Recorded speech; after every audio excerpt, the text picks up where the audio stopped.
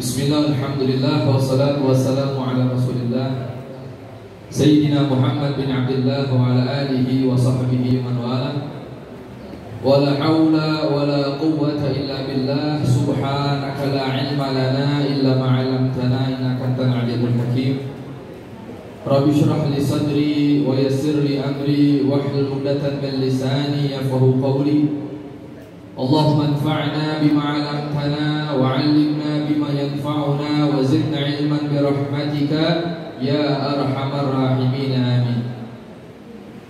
Qala Allah subhanahu wa ta'ala fi muhkami tanzilih yarfa'illahu alladhina amanu minkum walladhina utul 'ilma darajat.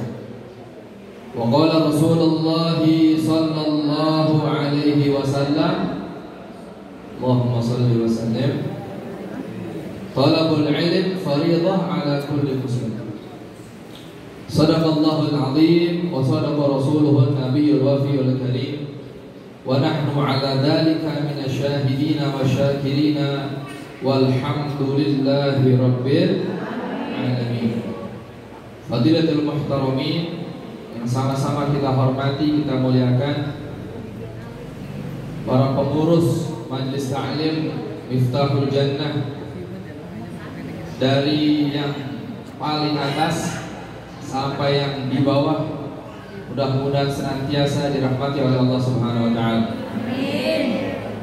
Dan juga para bapak-bapak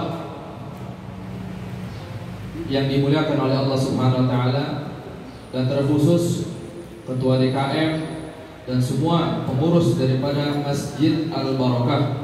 Mudah-mudahan Allah senantiasa memberikan keberkahan kepada kita semua.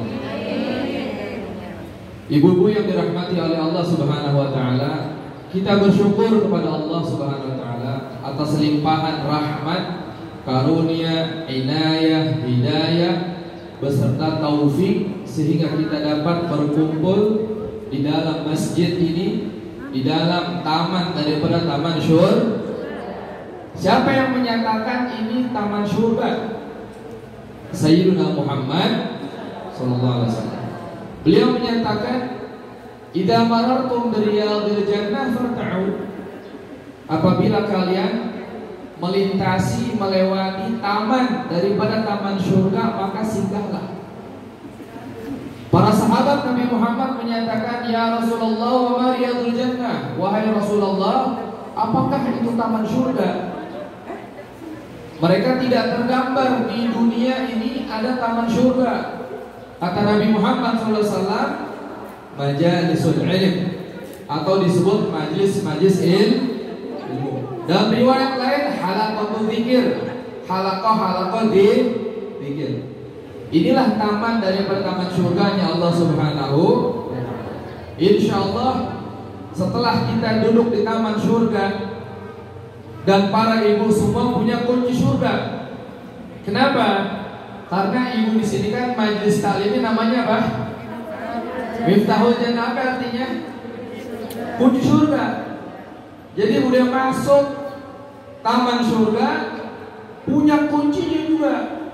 Mudah-mudahan nanti semuanya dimasukkan ke surga Firdausnya Allah SWT. Ya, karena yang penting itu kunci. Makanya dalam satu hadis diriwayatkan, Miftahul Jannah la ilaha illallah. Kunci surga itu la ilaha illallah. Bahkan Rasul menyatakan, la yadkhulul jannah man kana fi qalbihi mithqala dzarrah min iman. Ya, tidak akan seorang itu kekal di neraka, ya, la yadkhulun nar, ya, tidak akan kekal di neraka man kana fi qalbihi mithqala dzarrah min iman. Seorang yang di hatinya ada sekecil daripada iman kepada Allah, yang di hatinya ada la ilaha illallah Muhammadun Rasulullah SAW. Oleh karenanya, ibu-ibu yang dirahmati Allah Subhanahu wa taala, pertama kita bersyukur kita diberikan taufik kepada Allah Subhanahu wa taala. Jadi kalau kita bicara petunjuk atau taufik itu, Allah Subhanahu wa taala memberikan 5 petunjuk kepada makhluk-makhluknya. Ada berapa, Ibu? 5. Ya. Yang pertama, hidayatul gharizah, petunjuk berupa insting. Hidayatul gharizah, insting kita. Nah, insting ini Allah berikan kepada manusia dan Allah berikan juga kepada binatang. Kucing, dia lagi lapar, pergi cari makan. Ya. Burung, hewan-hewan yang lain ketika lapar nyari makan. Ketika dia haus nyari minum. Jadi Allah berikan petunjuk yang pertama adalah gharizah. Apa yang gharizah? Insting. Kedua, hidayatul hawas. Apa hidayatul hawas? Panca indra. Dan panca indra pun Allah berikan kepada manusia dan Allah berikan pula kepada binatang. Bahkan ada beberapa binatang yang panca indranya lebih tajam daripada manusia. Betul kan? Apa? Ya, anjing itu dia punya panca indera, penciumnya lebih tajam daripada manusia. Ya. Ini yang kedua. Yang ketiga, tadi yang pertama hidayah gharizah, insting. Yang kedua hidayatul hawas, panca indera. Tapi manusia lebih banyak panca inderanya. Yang ketiga, hidayatul aql. Nah, disinilah pemisah antara binatang dan manusia. Allah memberikan kepada makhluknya yang ketiga petunjuk berupa akal. Akalnya, kita punya akal, bisa bedain antara baik dan buruk.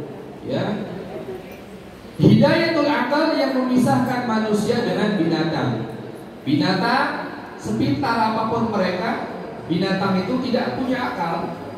Jadi binatang tidak bisa disalahkan. Makanya di hukum fikihnya itu, kalau ada peliharaan kita merusak, ya, merusak harta, merusak benda orang lain, ya, maka yang menggantikan siapa? Binatangnya. Siapa yang gantiin? Yang punya binatang. Ya, ada orang punya kambing, kambingnya dilepas, makannya itu apa? Pohon-pohonan dimakanin, rumput-rumput, bunga-bunga dimakan sama dia. Ya, pasti salahin orang ini salah kambing. Kambing gak ada akal. Makanya di dalam hukum fikihnya yang bertanggung jawab yang memiliki binatang peliharaan tersebut. Ya, jadi yang keempat hidayatul aql. Ya. Yang ketiga apa tadi? Hidayatul gharizah, hidayatul hawas, hidayatul aql. Ketiga ya. Yang keempat hidayatul din, petunjuk berupa agama. Nah, ketika akal tadi, ya, ini masih umum. Orang muslim berakal, orang kafir pun berakal. Ya. Nah, yang keempat barulah memisahkan kita dengan orang non muslim, orang kafir, yaitu apa? Hidayatul din, petunjuk berupa agama. Makanya bersyukur kepada Allah kalau kita beragama Islam. Alhamdulillah ala ni'matil Islam. Kenapa demikian? Ya, Islam itu nikmat. Nikmatnya bukan hanya sekedar di dunia, tapi nanti ketika di akhirat. Kan kita orang muslim percaya akhirat kan? Percaya kita semua? Percaya. Bahkan rukun iman yang kelima apa? Iman dengan apa? Hari atau yaumul qiyamah. Yang keenam barulah iman dengan qada dan qadar. Nah, kita percaya akhirat. Akhirat ini bukan mainan, Bu. Akhirat itu bukan hal yang, ya, hanya cerita belaka, bukan. Serem akhirat itu. Sebelum akhirat manusia ada di alam pertama, pembukaan sebelum akhirat ini yang menentukan juga itu disebut dengan alam barzakh. Ya, kita iman kepada Allah. Bahkan Nabi Muhammad SAW menyatakan di beberapa hadis, beliau menyatakan man kana yu'minu billahi wal yaumil, man kana yu'minu billahi wa yu'minu bil akhir falyukrim dhaifahu, man kana yu'minu billahi wal yaumil akhir falyukrim jarahu, man kana yu'minu billahi wal yawmil akhir falyaqul khairan aw liyasmut. Barang siapa iman kepada Allah dan hari akhir, maka muliakanlah tamu. Jadi tamu itu dimuliakan. Bukan pas ada assalamualaikum diintip, orang gak suka ditutup lagi. Ya. Yang iman kepada Allah dan hari akhir, maka muliakanlah tamu. Man kana yu'minu billahi wal yawmil akhir falyukrim jarahu. Barang siapa iman kepada Allah dan hari akhir, maka muliakanlah tetangga. Man kana yu'minu billahi wal yawmil akhir falyaqul khairan aw liyasmut. Ucapkanlah yang baik atau lebih baik diam. Ya. Jadi hari akhir itu dimulai dari barzakh, itu menyeramkan. Sayyidina Umar ibn Khattab, khalifah Nabi yang keberapa ini? Yang keberapa Sayyidina Umar? Yang berapa? Yang kedua. Yang pertama Sayyidina Abu Bakar As-Siddiq. Yang bernama aslinya siapa? Abdullah bin Abi Quhafah. Yang kedua Sayyidina Umar bin Khattab. Nah, Sayyidina Umar bin Khattab, kalau kita lihat biografinya beliau, manaqibnya beliau itu ketika dibacakan hadis tentang Yaumul Qiyamah, nangis beliau. Nangis. Ya. Karena Yaumul Qiyamah ini kalau dibandingkan akhirat, kalau dibandingkan dengan dunia, satu hari di akhirat 1000 tahun di dunia, 1000 tahun di dunia. Umur kita berapa? Mabaina sittin wa sab'in. Rata-rata umur umat Nabi Muhammad antara 60 sampai 7. Itu rata-rata segitu. Ya. Tapi istimewanya umat Nabi Muhammad, umurnya pendek tapi amalannya bisa mengalahkan umat-umat yang umurnya ribuan tahun. Alhamdulillahirabbil alamin. Nah, Sayyidina Umar bin Khattab, beliau itu ketika diceritakan tentang Yaumul Qiyamah nangis. Tapi ketika diceritakan tentang barzakh, alam kubur, itu nangisnya lebih dahsyat. Kenapa? Di alam kubur gak ada siapa-siapa. Kalau di mahsyar, walaupun suasana yang sangat menakutkan, tapi banyak orang. Kan orang kalau disiksa bareng-bareng sama disiksa sendiri, serem mana? Jangan ada yang mau disiksa. Ya kalau kita bayangkan aja, lebih serem sendiri. Kalau yang lain udah.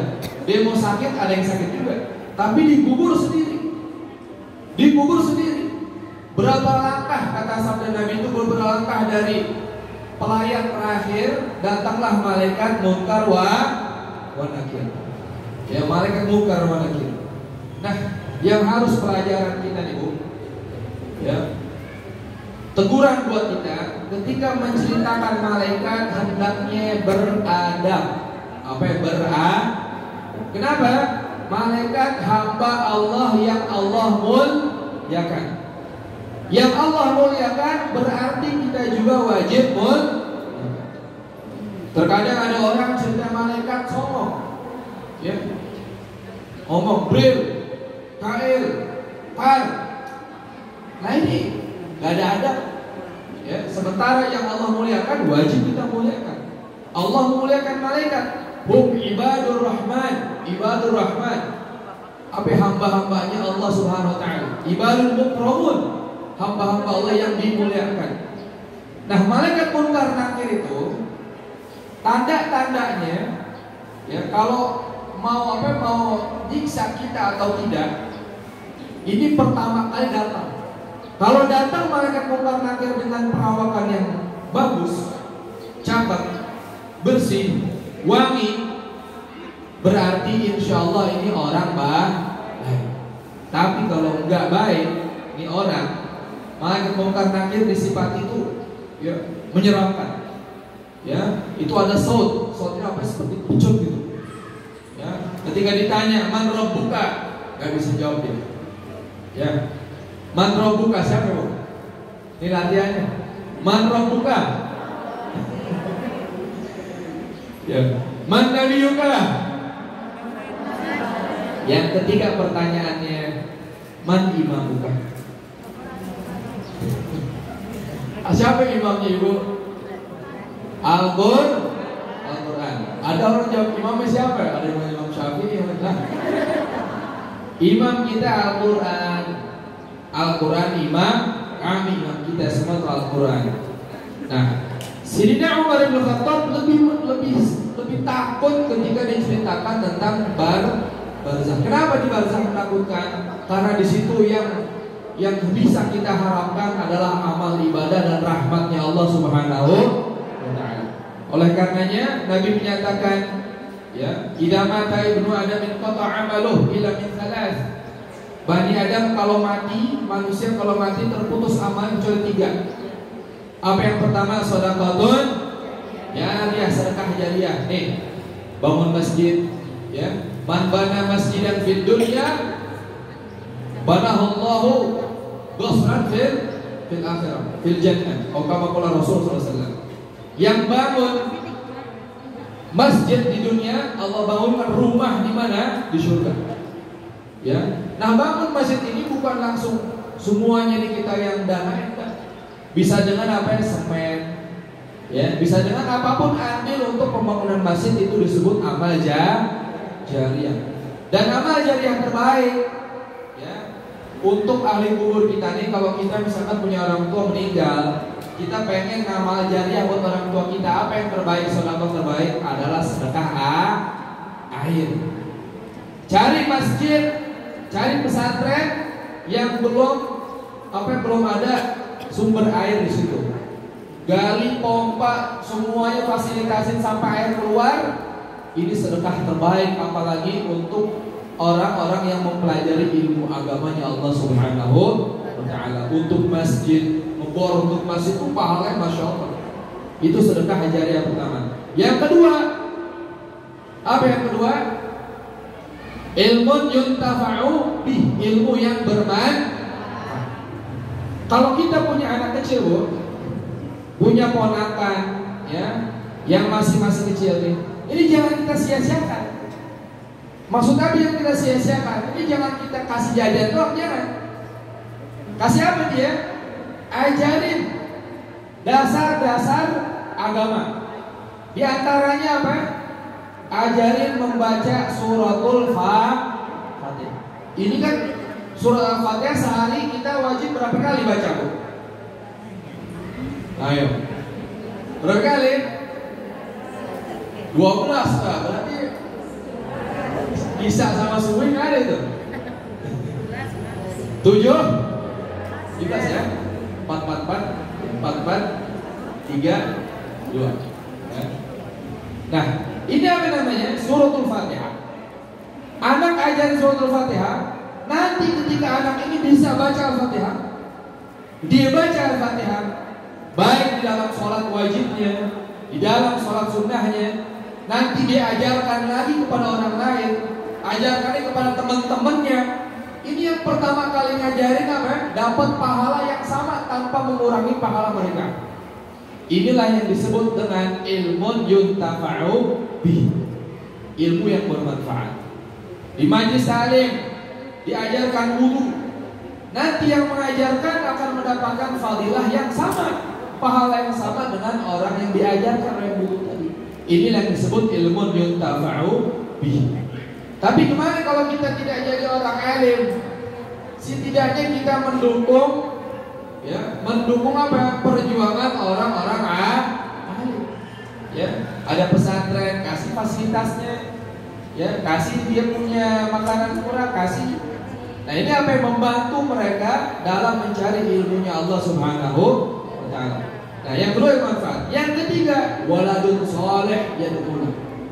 Anak soleh yang doain orang tuanya. Makanya kita punya anak ini, ya, kita punya anak punya hak kepada orang tua. Kadang orang tua ini nuntut hak doang sama anak, tapi lupa anak ini juga punya hak sama orang tuanya. Apa hak anak sama orang tuanya? Di dalam kitab itu dinyatakan, ya, di antara hak anak kepada orang tua yang pertama, an yusimmiyahu bi khairi ismin, namain anak dengan nama yang bagus. Itu hak anak kepada orang tua. Namain anaknya seperti apa yang ada di Asmaul Husna, Abdullah, Abdurrahman. Nama-nama Nabi, Muhammad, Ahmad. Nama-nama sahabat Nabi, Sayyid Abu Bakar Siddiq, Umar bin Khattab, Uthman, Ali bin Abi Thalib. Nama-nama malaikat, Jibril, Mikail. Ya, Israel tahu. Ya, serah nanti. Ya, Israel datang, jangan. Nama-nama siapa lagi? Nama sahabat Nabi, nama para tokoh-tokoh ya, di dalam Islam. Jadi hak anak kepada orang tua pertama dinamakan dengan nama yang baik. Lalu ada orang bilang, apakah arti sebuah nama? Nama gak ada artinya. Hati-hati. Nabi Muhammad SAW menyatakan, kullu mri'in nasibun min ismin. Setiap seorang tuh punya bagian dari namanya. Tuh. Berarti ada nggak efek dari nama kepada yang punya nama? Ada. Ya. Namanya misalkan namanya siapa? Kalau perempuan Fatimah Zahra. Ya. Fatimah Zahra putrinya Rasul sallallahu alaihi wasallam.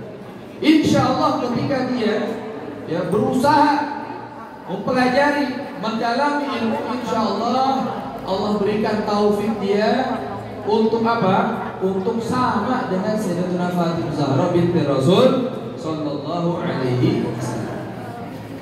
Melanjutkan yang tadi, hidayah yang kelima, yang terakhir adalah hidayatul taufik. Yang pertama hidayatul gharizah, insting. Yang kedua hidayatul hawas, panca indera. Yang ketiga hidayatul akal.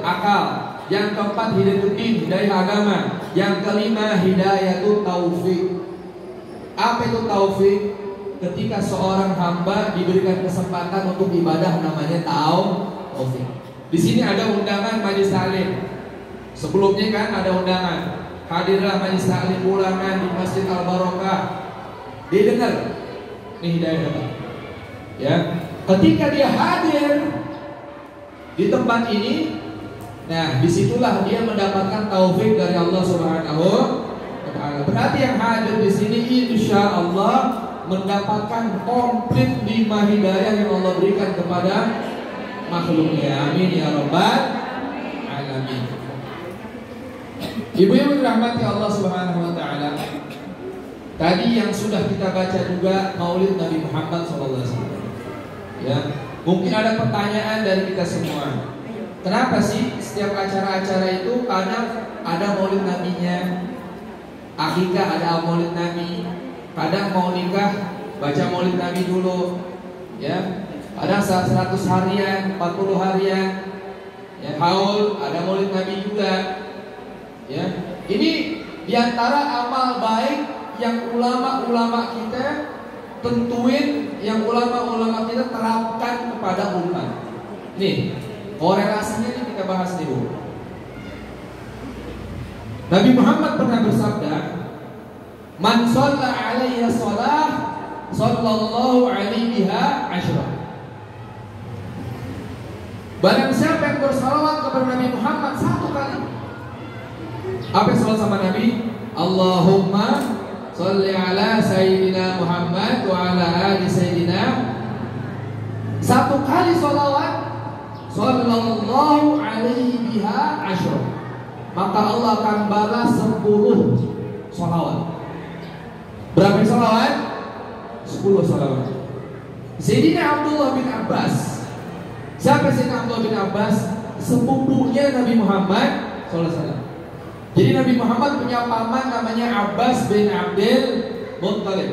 Siapa Abbas bin Abdul Muttalib? Saudaranya Abdullah. Siapa Abdullah? Ayahanda Nabi Muhammad SAW. Sayyidina Abdullah bin Abbas menyatakan, makna salam minallah rahmah. Arti salawat Allah adalah rahmat. Apa itu rahmat? Kasih sayang itu lawannya apa? Murka. Allah bakal memberikan rahmat, kasih sayang 10. Kasih sayang lawannya murka.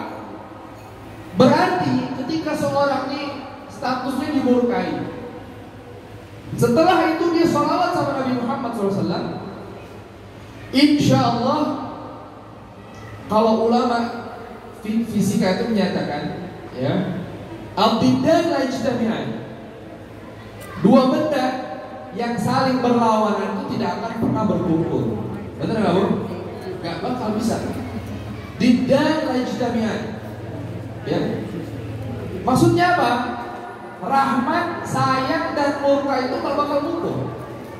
Berarti ketika kita sholawat sama Nabi Muhammad SAW, yang awalnya mungkin kita dimurkai oleh Allah, berkat sholawat kita diganti murkanya dengan rahmat. Ketika seorang ada nikahan, mau nikahan ngadain maulid, dengan berkah maulid apa? Allah turun rahmat, ya, dan tidak menutup kemungkinan, bahkan, ya, sangat memungkinkan sekali yang nikah tadi kecipretan dari rahmatnya dari berkat sholawat kepada Nabi Muhammad SAW. Dikisahkan ada seorang ini kangen sama orang tuanya, kangen banget. Anak sama orang tua sama anaknya. Jadi ibu ini punya anak, meninggal anaknya. Anak ini yang dia sayangin, yang dia rawat, ibaratnya cinta banget ibu sama anak ini, anaknya meninggal. Nah, ketika anaknya meninggal, dia datang kepada Syekh, pengen mimpi anak, rindu. Ya. Kadang kan kita ngerasain nih, kita rindu banget sama orang, minta, ya Allah, temukan saya walaupun di mimpi ya. Ini ibunya udah kangen banget sama anaknya, kangen banget sama anaknya, minta kepada Syekh, kepada seorang alim untuk didoakan. Wahai guru, wahai Syekh, saya minta doa. Apa doanya? Apa doa kamu? Minta apa kamu? Saya minta agar saya ini mimpi anak saya. Saya gak pernah mimpi anak saya nih. Saya kangen banget sama anak saya. Ya, kangen sekangen-kangennya. Akhirnya apa didoain sama Syekh tadi? Dikasih doa juga. Singkat ceritanya, ini ibu ternyata mimpi juga sama anaknya. Ya, mimpi anaknya. Tapi pas mimpi sama anaknya, ya, dia melihat anaknya menakutkan. Bajunya jelek, badannya bau, ya, kotor, banyak luka-luka. Intinya udah kayak kena adab dah. Ya, ini anaknya menyeramkan banget. Jadi udah lama gak ketemu, pas kali ketemunya seperti itu. Akhirnya pas bangun dari tidurnya, nangis ibu tadi. Kenapa anak saya seperti ini? Akhirnya minta kepada Syekh tadi, datang lagi kepada Syekh, dilaporkan semuanya. Ya, wahai Syekh, saya mimpi anak saya ini seperti ini keadaannya. Akhirnya Syekhnya juga nangis saat itu. Dan Syekhnya juga ternyata beliau ini penasaran, ingin melihat atau ingin mimpi juga kepada anak ibu tadi. Ya. Akhirnya seorang Syekh tadi berdoa kepada Allah, dengan izin Allah Subhanahu wa taala dia juga mimpi. Tapi ketika dia mimpi nih, ya, ngelihat anak tadi tuh beda. Yang ibu cerita tadi kan anaknya pakainya jelek, compang-camping, pada luka, bau, nanah, gak enak kan. Nah, pas ketemu sama Syekh tadi, ini anak nih pakainya bagus, rapi, wangi, cantik. Wah, aku kayak dapat udah kayak ratu deh. Akhirnya ditanya sama Syekh tadi dalam mimpinya, engkau nih putrinya fulana? Nah, apa Syekh? Iya, saya putrinya ibu ini. Ibu tadi cerita kepada saya, dia ini cerita, dia mimpi anaknya, kamu ini badannya tuh udah jelek banget. Kata anak tadi apa? Nah, ada Syekh, benar, itu saya. Lah, kenapa sekarang berubah drastis seperti ini? Apa jawabannya? Kata anak tadi, benar wahai Syekh, saya sebelumnya yang dimimpikan ibu saya itu benar, keadaan saya itu seperti ini. Ya, ini buat pelajaran nih Bu. Mimpi ini bukan hanya sekedar bunga tidur. Bahkan para nabi-nabi sebelum mendapatkan wahyu itu mereka tuh diberikan mimpi oleh Allah Subhanahu wa taala.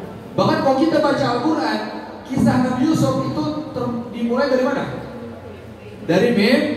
Inni ra'aitu ahada asyara kawkaban wasyamsa wal qamar ra'aituhum li sajidin. Nabi Yusuf lihat, saya melihat ada 11. Ada asyara Ini ra'aitu hada asyara. Apa tadi? Kaukaba wa syamsa wal qamara itu bisa gitu. Jadi semuanya itu 11 dan kaukab, matahari, bulan semuanya sujud kepada. Apa kata orang tuanya Nabi Yakub alaihissalam? Dan tak sesuai. Jangan kamu ceritakan sama saudara-saudara. Nah ini kesimpulannya, mimpi ini terkadang tuh hak. Ya, makanya ada istikharah. Kita dianjurkan untuk istikharah dulu. Mau ada perkara yang baik, yang buruk, yang buruk maksudnya istikharah yang tinggalin. Perkara yang baik dengan baik kita istikharah. Nah setelah istikharah itu terkadang jawabannya di mana? Ya. Jadi singkat ceritanya Syekh tadi mimpi putrinya ibu tadi tuh pakaiannya bagus banget.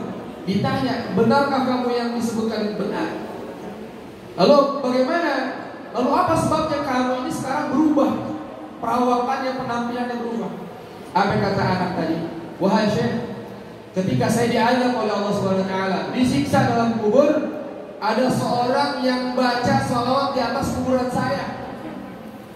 Ya, orang tadi ini baca sholawat di atas kuburan saya. Ketika dia baca sholawat di atas kuburan saya, Allah Subhanahu wa taala berikan rahmat kepada orang tadi, dan rahmatnya tadi kena kepada saya. Saat itulah dihentikan azab kubur saya. Alhamdulillahirabbil.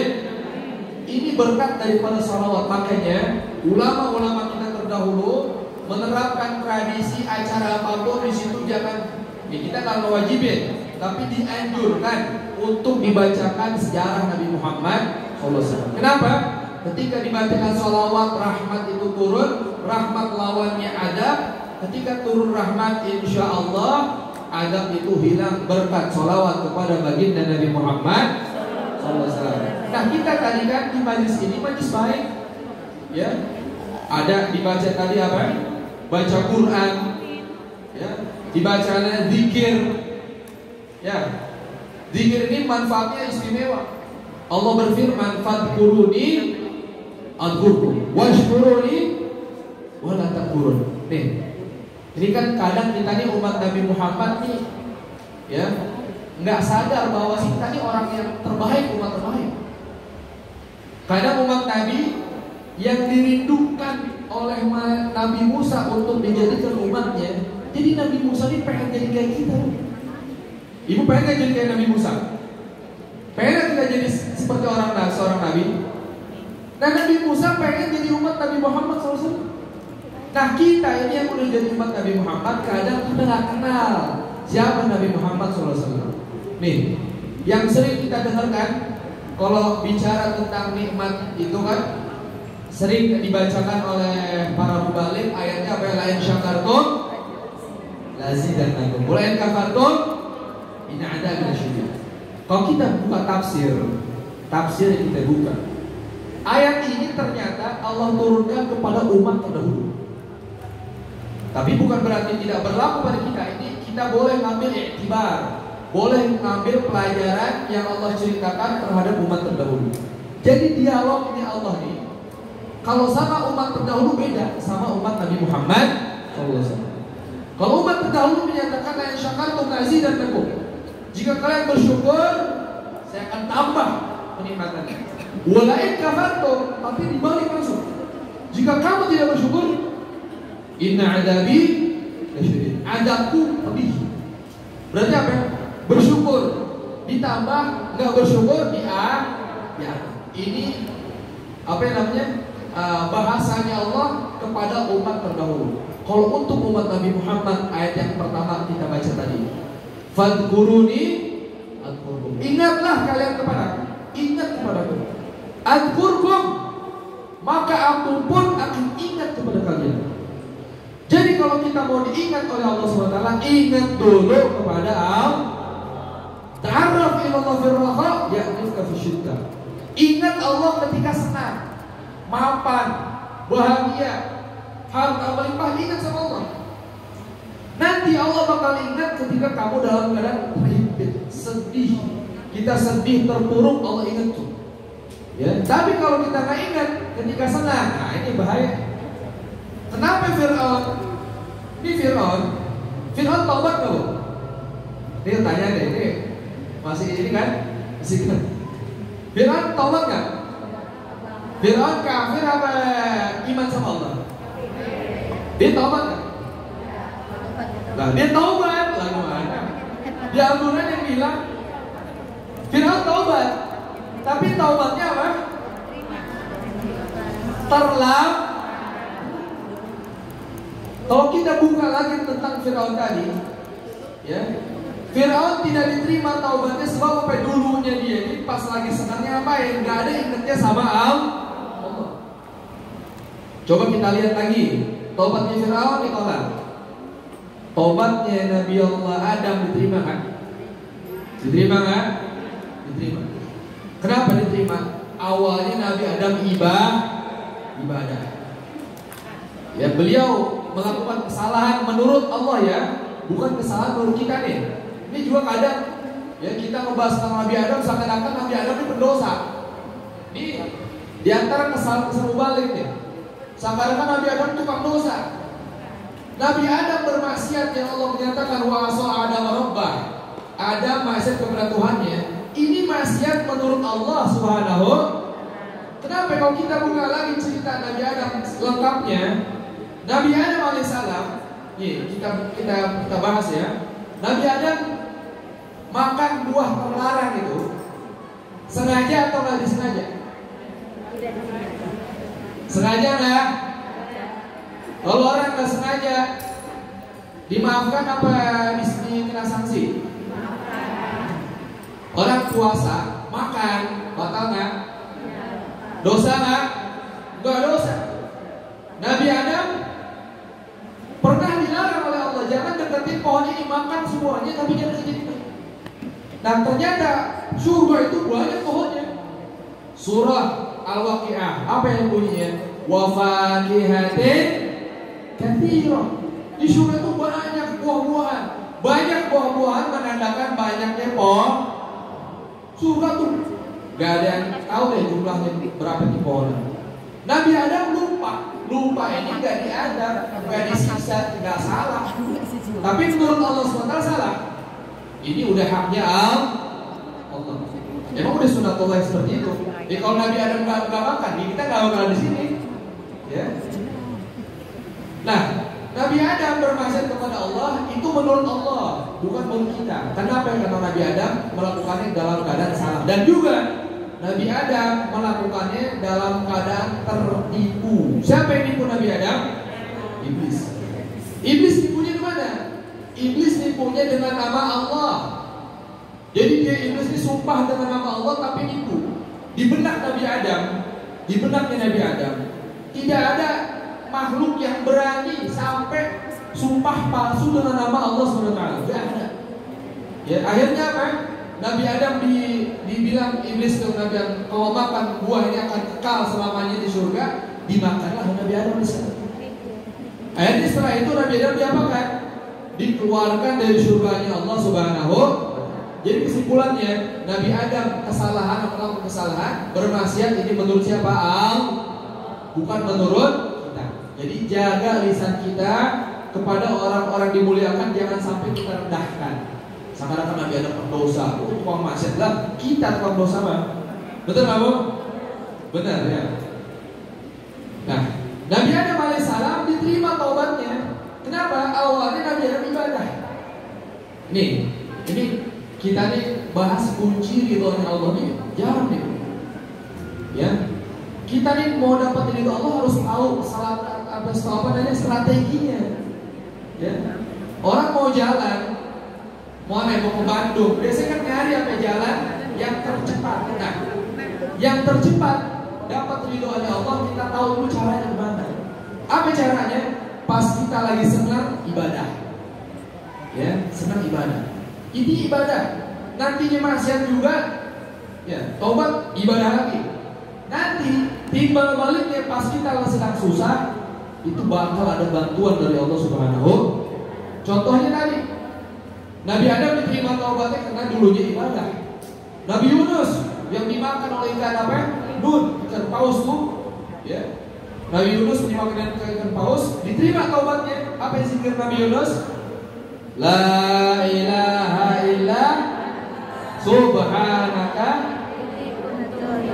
inni kuntu minadh dhalimin. Jadi pas Nabi Yunus mengakui beliau ini zalim kepada Allah, diampuni oleh Allah Subhanahu wa taala. Ya, jadi awalnya baik itu pas lagi kesalahan diampuni. Tapi kalau awalnya buruk kayak Firaun, ya Firaun dari awalnya udah buruk dia. Jadi pas taubatnya nggak diterima oleh Allah Subhanahu wa taala. Jadi kuncinya, jadi kan miftahul jannah, kunci surga. Nah, kunci surga itu apa?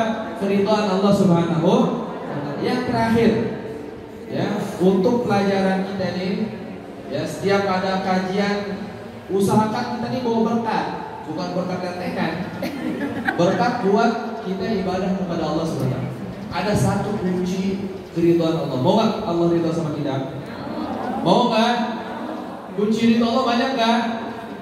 Banyak. Di antara banyak. Di antaranya apa ya? Taat sama suami. Nah, ini suami. Ya, taat sama suami. Coba sebaliknya. Ada seorang wanita datang kepada Nabi Muhammad SAW. Allahumma sholli wa sallim. Jadi pas dengar nama Nabi Muhammad kita harus bersalawat Allahumma sholli wa sallim. Ada wanita datang sama Nabi Muhammad. Ini wanita cerdas nih Bu. Berkat dia, ibu ini sekarang dapat kabar gembira nih. Apa sahabat wanita yang datang sama Nabi Muhammad? Ya Rasulullah, kami para wanita merasakan sedih, merasakan apa? Iri. Kepada siapa? Kepada kaum lelaki. Laki-laki bisa jihad fisabilillah, perang di jalan Allah. Laki-laki bisa etikaf di masjid.